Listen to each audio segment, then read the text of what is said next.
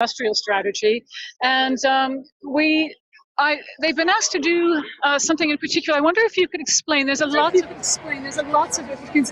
If you can see all around us, there's lots of little groups in circles that are deliberating something. Perhaps you could explain to me what you're doing?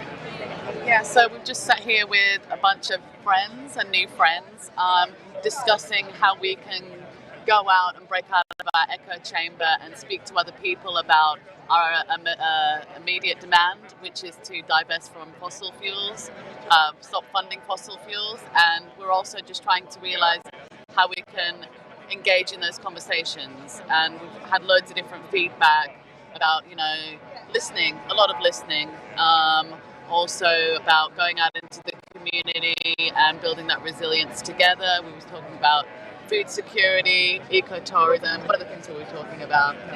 Talking about lots of things. I've been talking about Drax a lot because Drax get £2.1 million a day in subsidies that comes out of our bills, whether you're poor, whether you're struggling to heat, your housing. So trying to, in some ways, raise awareness, but also trying to bring the positive and how that money could be used in other ways as well. So we've had quite a lot of different opinions and great suggestions here. Yes, today. and this is... Okay, crisis talkers, and all of those of you who have remained, thank you so much for participating in that.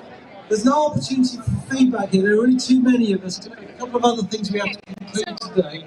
So thank those of you who have I hope we can hear you over this. Oh, I'm pretty loud. Need to speak to. The important thing here is getting out of our bubble. We need to grow the movement. We need to expand the number of people who are actually taking the same sorts of actions as us through understanding who they are, having the difficult conversations, and using questions, thoughtful questions that help other people understand the commonalities between the crisis that we're all facing, what's facing them as an individual.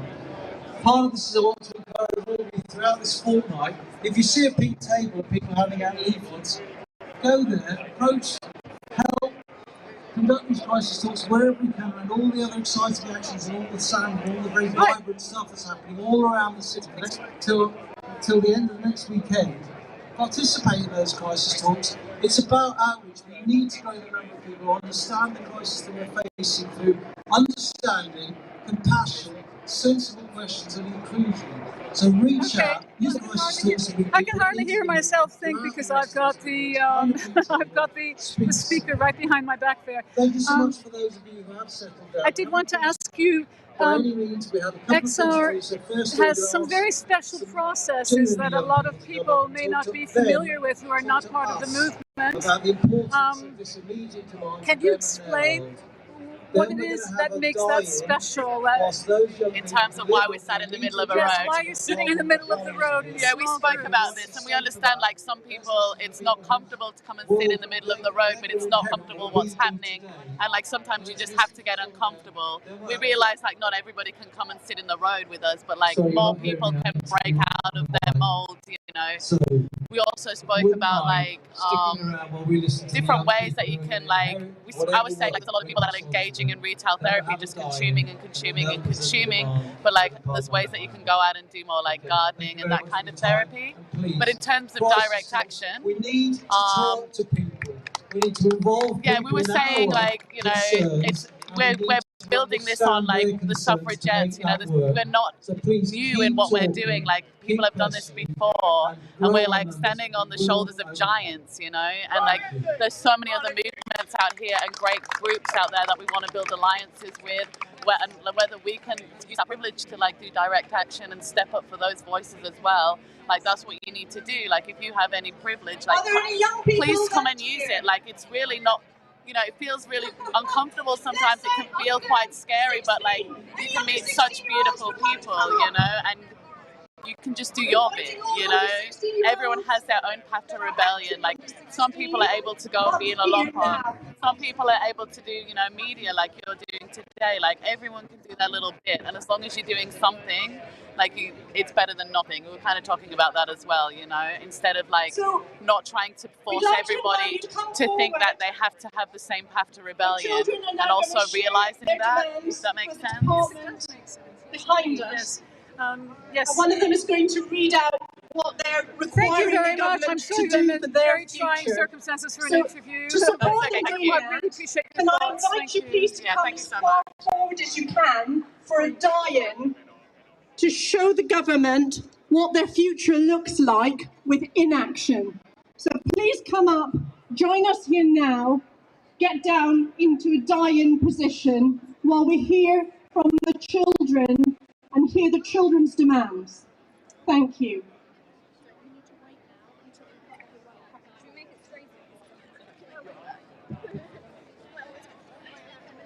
Sorry. Oh my gosh, I'm so sorry. Don't worry. I'm so sorry.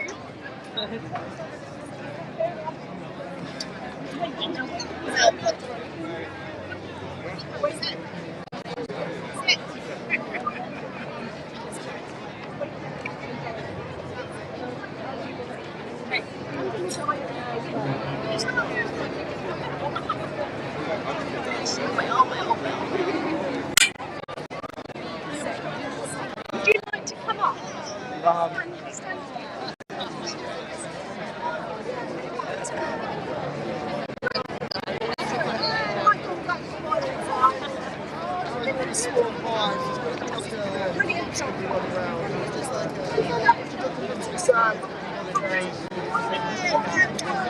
I think most of the buildings have been shut down for the rain. A lot of them have been called to clean up people. Carol, everything okay? Everything okay? I'm just waiting for the helicopter. Okay. Go. Hello everyone, my name is Peter, I'm 15 years old and I'm going to be talking on behalf of the children of the world.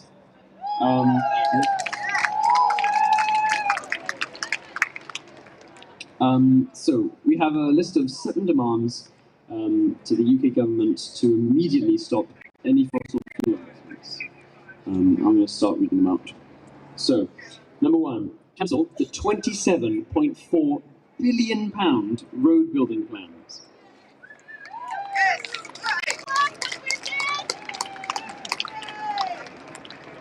To stop HS2.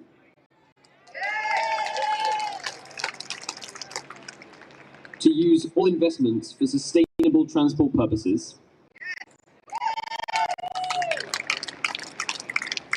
Creating more secure jobs in the renewable energy market.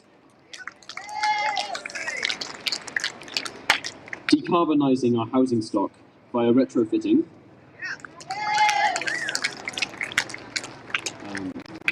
Protecting and restoring our biodepleted habitats. And finally, and probably most importantly, I can't read this word, to prioritize climate breakdown mitigation and adaptation in community planning.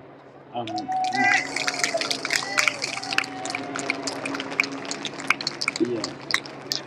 This is our future at stake, and it's so obvious what these people need to do. It's just silly not to do, and it's just so aggravating that so many economical interests clash with moral and environmental interests that are needed rather than wanted. Just act now. It's so obvious. Yeah, so I'll do some chance to Extinction! Rebellion!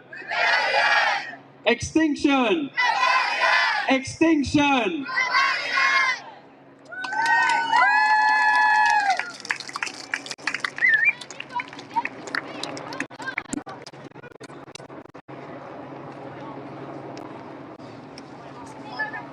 What, mate?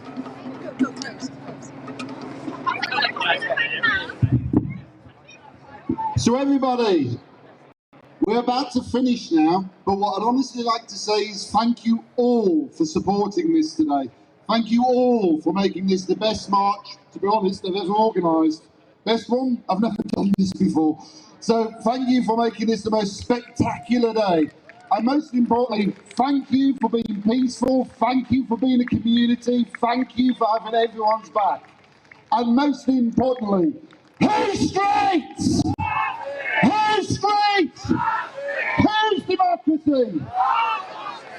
As we heard today, this is not over. As we heard today, COP is going to be bollocks. Let's be frank. They're not going to give us what we need. This is our start of rising. This is not our end of rising. We know that if we do not move together as an integrated community, if we do not support each other, if we allow petty squabbles that the media plays with us around division, we are fucked. We know that the only way we can build this is building our community of communities. We have to be together on this one. So it's fair to say, I think we'll see each other again in November. Thank you all.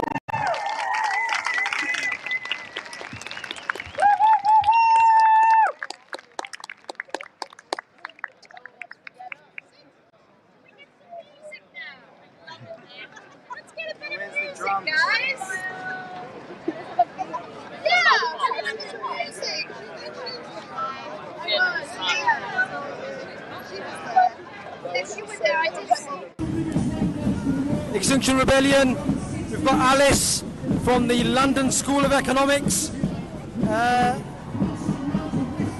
and she wants to share a few words with us. Alice.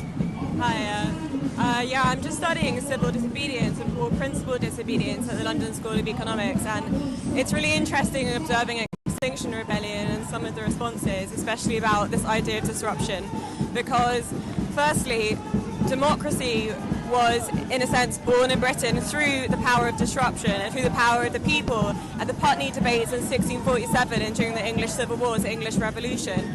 And it didn't come from like the benevolence of the ruling elite or from the monarchy or whatever you want to call it. It came from Cromwell's army, his ordinary soldiers saying, no, we want representation, we want parliamentary voice.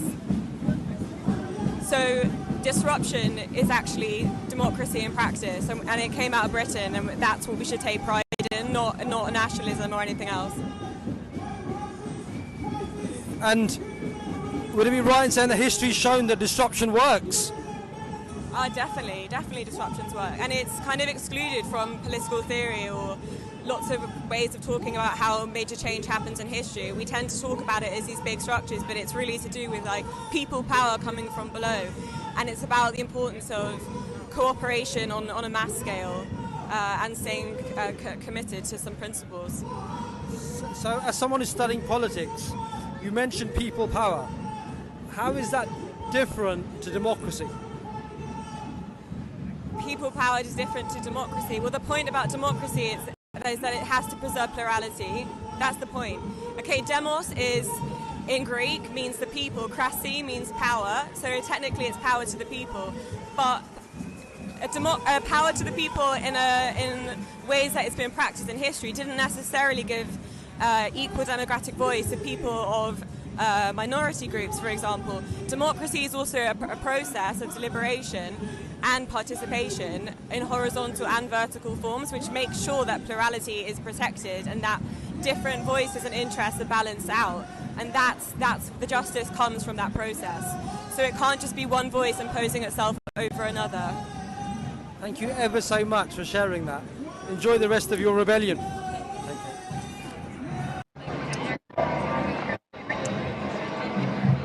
Thank you for joining us at the Stop the Harm March. This was an Extinction Rebellion UK action in conjunction with Roads Rebellion, HS2 Rebellion and Pay to Pollute. We've wrapped up here pretty much at BASE, which is the Department for Business and Energy and Industrial Strategy. I always forget that one. We've marched here from Hyde Park corner all the way down almost to Parliament Square. We've had some speeches, really invigorating speeches, real feeling of community here. And our messaging was the immediate demand of this entire rebellion, which is saying that we need to stop all funding of new fossil fuel projects now. That's an absolute no-brainer. No, climate change is a code red for humanity. The Intergovernmental Panel on Climate Change has said so in the last 2 weeks. We know that we have to change things now, stop the harm, and we're calling on governments to really get a grip ahead of G7.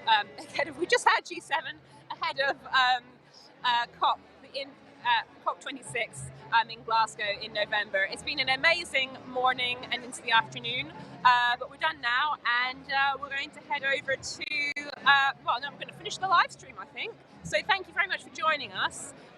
Please share the live stream with anybody you think might be interested, especially in solutions. We presented a lot of ideas for solutions today, and please join us again. Join us again very soon tomorrow. Thank you.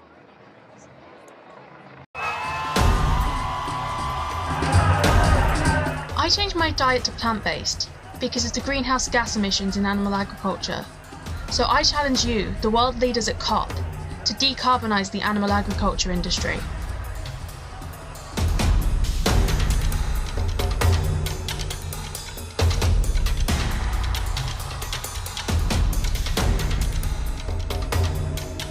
For me, I've supported moving away from the fast fashion industry, using recycled, reused or vintage clothes. And I challenge you, leaders at the COP summit, to make meaningful and radical system change, cutting the funding on fossil fuels and promoting progressive changes to the transport sector.